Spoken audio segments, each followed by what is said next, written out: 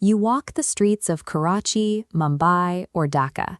You pay your taxes and follow the local laws, operating under the assumption that the world is governed by a visible system of justice.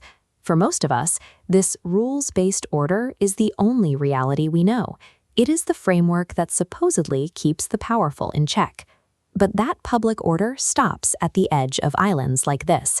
This is where global power is actually brokered, not in parliaments, but in secret rooms where the elite leave their most damaging tracks.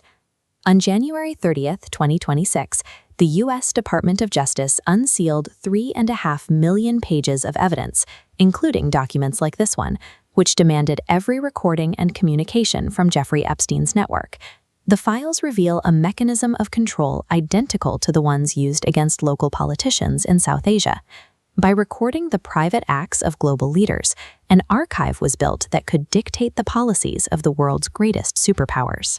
These unsealed records indicate that Epstein was not merely a financier.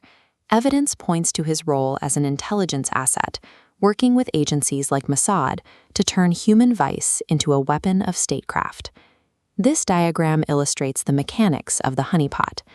In mansions worldwide, hidden cameras in private bedrooms captured visiting presidents, royals, and billionaires. These recordings were not for personal gratification.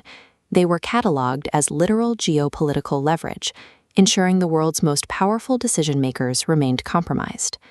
By documenting the indiscretions of the untouchable elite, Epstein created a system where independent world leaders could be converted into easily managed assets. The fallout was immediate. By February 2026, Prince Andrew was arrested on suspicion of misconduct in public office, with emails suggesting he passed confidential information to Epstein's network. The files also targeted Silicon Valley. Emails from Bill Gates surfaced, detailing his presence at pandemic simulations and his attempts to manage personal scandals through Epstein's connections. While Elon Musk publicly denied any connection, leaked emails showed him specifically requesting the wildest party on the island. In South Asia, the web was equally dense. Anil Ambani was documented seeking Epstein's help to secure high-level meetings with members of the Trump administration. The records even show Epstein advising Narendra Modi to visit Israel as a calculated move to manipulate U.S. diplomatic relations. Conversely, the files highlight Epstein's documented fear of Imran Khan. Khan was viewed as a threat to this international system precisely because he could not be bought or blackmailed. This was never just a domestic American scandal. It was a highly organized global dragnet designed to compromise governance from Washington to New Delhi. When the government released the files, they tried to protect certain names with digital redactions, but a technical failure allowed ordinary citizens to bypass the black bars simply by copy-pasting the text to reveal what lay beneath. These revelations included Operation Chain Reaction, a 2015 DEA memo detailing a $50 million international drug and money laundering cartel run by Epstein and 14 others. The FBI held this intelligence for over a decade, yet they chose to ignore the drug ring, effectively shielding the larger network from prosecution.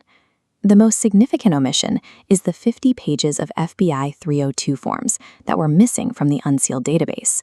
These files reportedly detailed allegations of abuse against Donald Trump by a 13-year-old girl. The disappearance of these specific records has now triggered a congressional investigation into the Department of Justice itself.